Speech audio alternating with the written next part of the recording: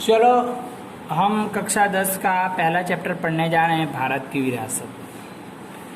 भारत की विरासत के बारे में पढ़ना चाहें तो विरासत क्या है, उसके पहले मैं आपको सामान्य अर्थ बता दूं कि जो हमारे पूर्वजों के द्वारा मिली गई जो अमूल्य संपत्तियां होती है उसके एक विरासत के रूप में गिनी जाती है। तो पढ़ने जाते कि भारत प्राचीन सांस्कृतिक वाला देश है, संस्कृति वाला एक देश माना जाता है। और साथ में भारत के प्राचीन ग्रंथ विष्णु पुराण है, जो विष्णु भगवान के बारे में लिखे गए, जिसके अंदर क्या उत्तर उत्तर समुद्रम हिमे पश्चिम दक्षिण, मतलब कि वर्षत भारत नम भारतीय यह सता।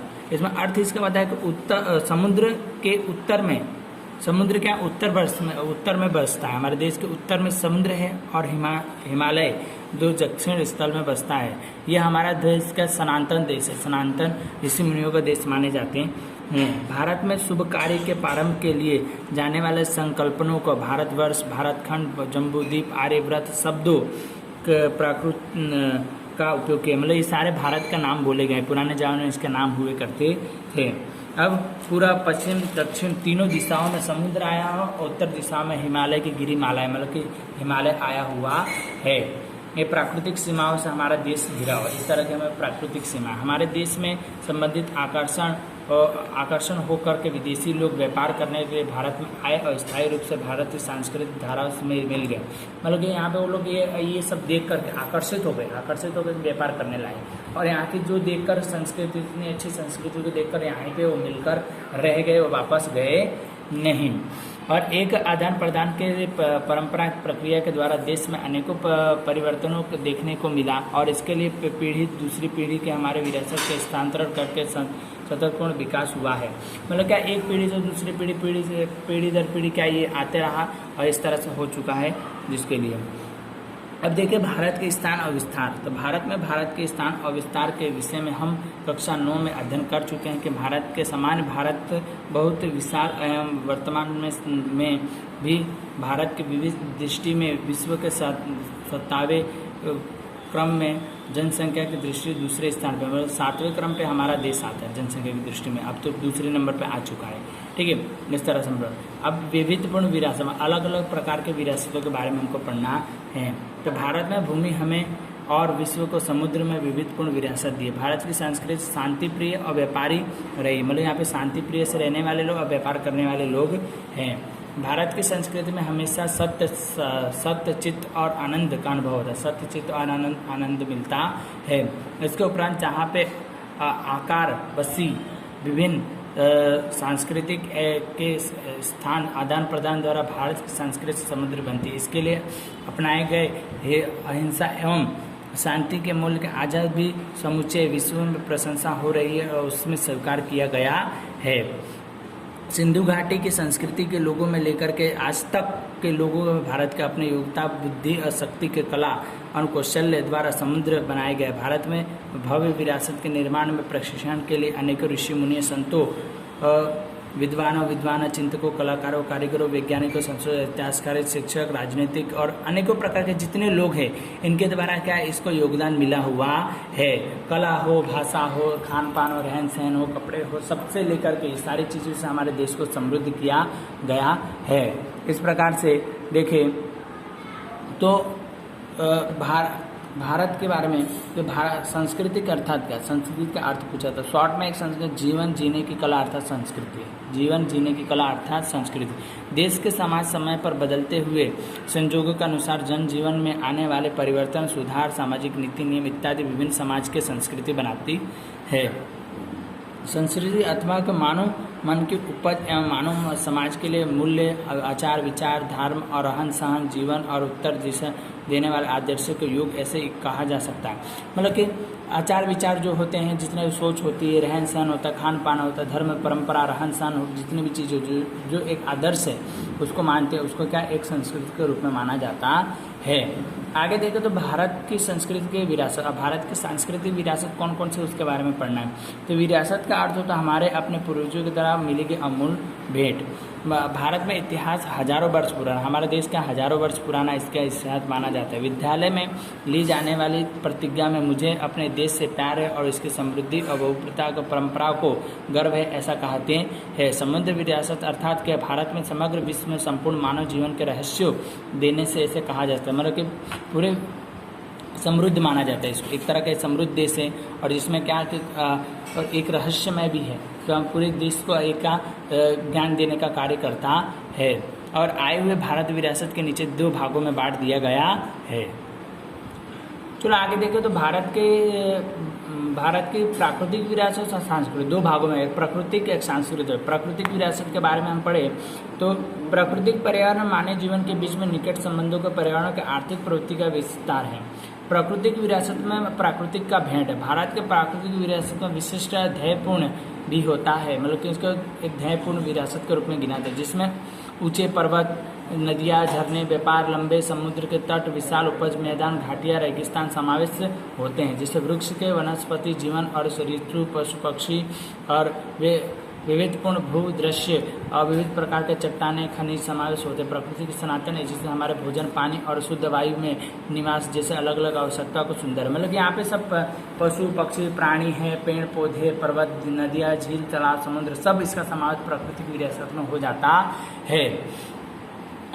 भूदृश्य अब इसमें प्राकृतिक के साथ हमारा व्यवहार श्रद्धापूर्ण है, हम श्रद्धा से उनको प्रकृति का पालन करते हैं। इसका पंचतंत्र की कहानियाँ, बौद्धिक धर्म, जात कथाओं में मिलता है। लोक संगीत और शास्त्रीय संगीत के ऋतुओं के प्रकृति के संबंध में होते हैं। जितने शास्त्रीय संगीत होते हैं संस्कृति के अनुसार गाते हैं, मतलब मौसम के अनुसार। फागुन में फाग गाया जाता है, सावन में कजरी गाई जाती है, ठीक है। इस तरह से चैत में आते चैता गाते, अलग अलग जैसा मौसम ऐसा गीत हो जाता संस्कृत के अनुसार। अपने गीता, त्यौहार, कविताओं, चित्र, प्रकृति, ऋतुचर्य आदि के बारे में भी इसमें लिखा गया है। इसमें आयुर्वेद, यूनानी चिकित्सा सबके बारे में बताए गए हैं। अब इसमें देखेंगे तो पहला भूदृश्य, भू मतलब जमीन के धरती के दृश्य के बारे में। भूमि आकार के अनेकों भूदृश्य सर्जन देखने को मिलते हैं। हिमालय पे पर्वत की भूमि पर्वतमाला देखने को मिलेगी। हिमालय के अनेक प्रकार के उपयोगी वनस्पतियाँ, खनिज, पशु पक्षी, शिखर मतलब पहाड़े, ये सब घिरी हुई दिखने को। यहाँ पे बड़ी बड़ी नदियाँ भरपूर पानी से समृद्ध हैं, जहाँ जंगल भी देखने को मिलते हैं। यहाँ पे हिमालय, अमरनाथ, बद्रीनाथ, केदारनाथ, ये नंदा देवी जैसे ये क्या यात्रा धाम भी यहाँ पे देखने को मिलते हैं। अब दूसरा है नदी। नदी के बारे में प्राचीन काल से नदी प्रकृति के रूप में उपयोगी रही। भारतीय संधि के रावी नदी ये हमारे विकास हुए, रावी नदी के किनारे हमारे देश का विकास हुआ ऐसा माना जाता है। सिंधु, गंगा, यमुना, सरस्वती, नर्मदा, गोदावरी, कावेरी, कृष्णा आदि लगभग नदियां भारत के लोक जीवन का गहरा प्रभाव डालती हैं, उनका भरण पोषण करती हैं। पीने लायक पानी, अन्य कामों के लिए उपयोगी पानी, सिंचाई, बिजली, कृषि, जल उद्योग जैसे हमारी महत्वपूर्ण आवश्यकताओं को संतुलित करने के लिए नदियां स्थान प्रमुख है। उसके उपरांत मिट्टी के बर्तन, मकान, लिपाई पुताई, उद्योग विकास के लिए मानव को नदियों और पानी पर आधारित रहना पड़ता है। इस तरह से नदियों के भारतीय प्रजा जीवन के समृद्ध बनाया है। प्राचीन काल से ही नदियों तथा उष्मा सध्य के विविध भूदृश्य के भरपूर सौंदर्य, कला की समृद्धि, कौशल्य का विकास भी संस्कृति विरासत मिला हुआ है, जिसे हमें नदियों का लोक माता के रूप में हम गिनते हैं।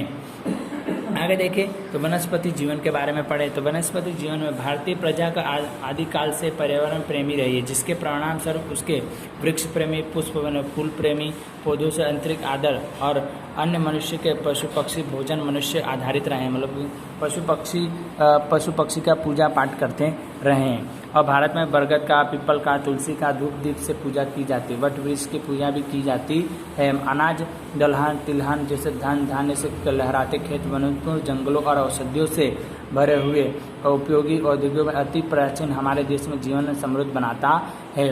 हराड, बहेड़ा, अलाव, गीक, कवा, अड़सा, नीम आदि वृक्ष जो हैं वो औषधि के रूप में गिने जाते हैं। मोगरा, गुलाब, कमल, गेंदा, सूरजमुखी, चंपा, निशा, गंदा, जूही जैसे फूल भी होते हैं। यहाँ पर अनेकों प्रकार के समुद्र माने जाने वाले देश हैं, जिसे भारतीय सामाजिक धार्मिक रूप से इसको पूजा करते हैं।